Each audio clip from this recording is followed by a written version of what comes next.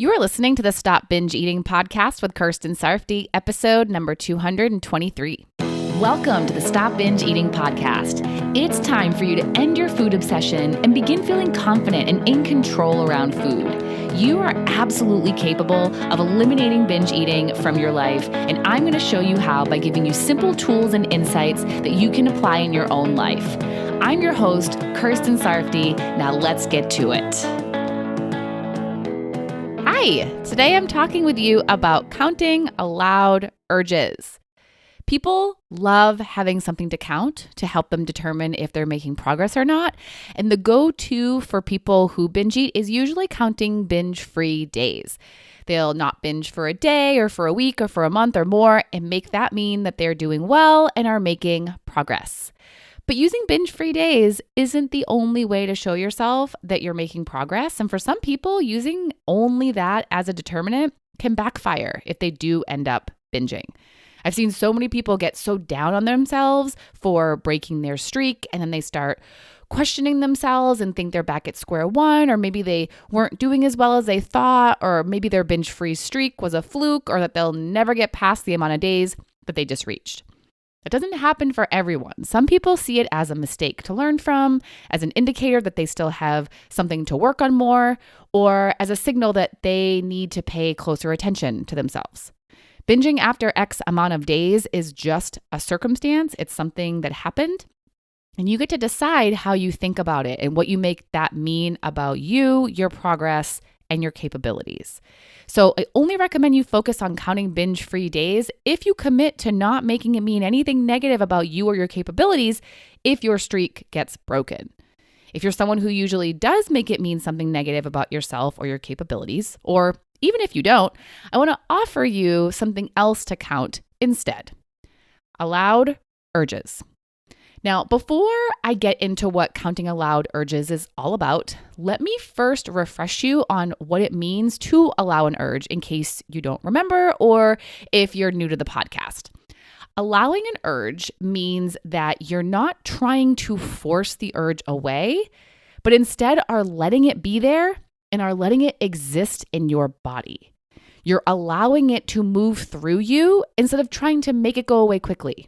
You're also not fighting with it or trying to ignore it, but instead are putting your attention on it, are accepting it, and are welcoming it. When you're allowing an urge, you're calm while feeling the discomfort, instead of panicking, getting frustrated, or worrying. When you respond to your urge by allowing it, it will go away eventually. No feeling lasts forever. And it will also go away more quickly than if you're fighting with it, resisting it, or freaking out about it. Eating isn't the only way to feel better when you're feeling an urge to binge. You can go through the urge, get to the other side of it, and feel better when you get there. It may not happen as quickly as when you eat food, but it will result in a much better outcome. So when I talk about allowing urges, that's what I'm talking about. And a tool that I'm going to share with you in this episode is keeping track of the times when you do allow urges. So I'm going to go through what it looks like to do this and why it can be helpful for you to do it. So first, you're going to decide how you want to keep track of your allowed urges. You can have a piece of paper where you mark each allowed urge. That's what I'm currently giving to my group members. It's simply just a piece of paper with boxes that they can check off. You can keep track on your phone in your notes app, or if you know of another app that would be more useful for this, go ahead and use that. I personally don't know of one to mention here, but if you know of one, go ahead and use it. And you can also use a jar, a glass, a bowl, something that's transparent where you can add marbles, beads, anything really, and then see them accumulate. That's all that really matters here, is that you can see those allowed urges add up, whether it's on paper, on a screen, or on a physical object. You're creating a visual representation of the urges you allowed. And as you do this, the effect it has on you is pretty awesome. You're able to see right in front of you the amazing work you've done. It makes it so much harder to forget about what you've done and to downplay what you've done. You can't deny what's right in front of you, all those urges that you allowed that you're seeing. And as they add up, Your confidence goes up. Your trust goes up. Your belief in yourself goes up as you're showing yourself with a visual what you've done. And what you've done is something that is not easy again and again. And how awesome is that? You're not just watching yourself accumulate times you did something super easy. It's times you did something hard and did something that's going to make it easier for you to not binge. The more times you allow yourself to feel through urges, the easier it will be to do it. And the easier it is for you to allow urges, the easier it will be to not binge. And you're also showing yourself how many times you didn't binge when you felt an urge. That's what each allowed urge is representing. You might sometimes think that you can't not binge, but those check marks, those beads, those marbles, whatever you're using, prove that you can. Even if you only have one allowed urge, that one shows you that you are capable of not binging. And now you're going to do it again. You're going to add to it. So the first step is to decide how you're going to make it so you can visually see the urges you've allowed on paper, on your phone, or in a physical object. Then you're going to notice when you're feeling an urge to binge. You're going to allow yourself to feel the urge until it goes away without eating, of course. Once it does, you count it as an allowed urge. And then you repeat for as many times as you want to. You don't have to decide on an amount of allowed urges you're aiming for if you don't want to, but it can be fun to have a goal, something to work toward. You can also start with a small goal and increase it, whatever feels good and also doable for you. So that's how you're going to do it. And know that if you don't allow an urge and you do eat in response to it, you don't have to start over or subtract from your count. You're only adding here.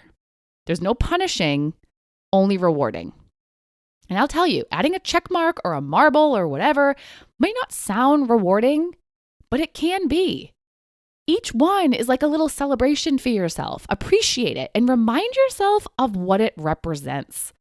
For some reason, many of us don't appreciate the little rewards. Like we think they're not good enough. But remember back when we were little and felt rewarded when we got a sticker? A sticker that we're going to have on our hand for, a couple hours, and then it's lost forever, unless you were a sticker saver.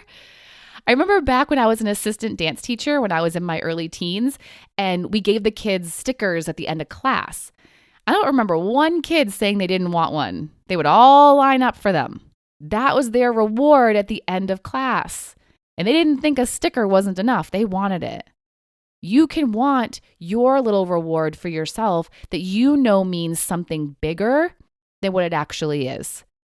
And know that as you get more, it will be even more and more satisfying. It's kind of like losing weight. The first pound might not be super exciting, but seeing it on the scale is still a reward. Then when you've lost 20, when all those weeks of losing half a pound and 1 pound add up, now you're seeing 20, your satisfaction grows. So celebrate each one of those allowed urges. Celebrate as you see yourself get more and more and get excited about it. Because as you're doing this, you're not just allowing urges or not binging, you're changing. The best part about this whole thing really is who you become in the process of doing it. I think it's almost impossible for you to be the same person when you've allowed 0 urges versus when you've allowed 100. When you're at 100, you think differently about yourself, about binge eating, about urges, about so many things. So give this a try and see who you become.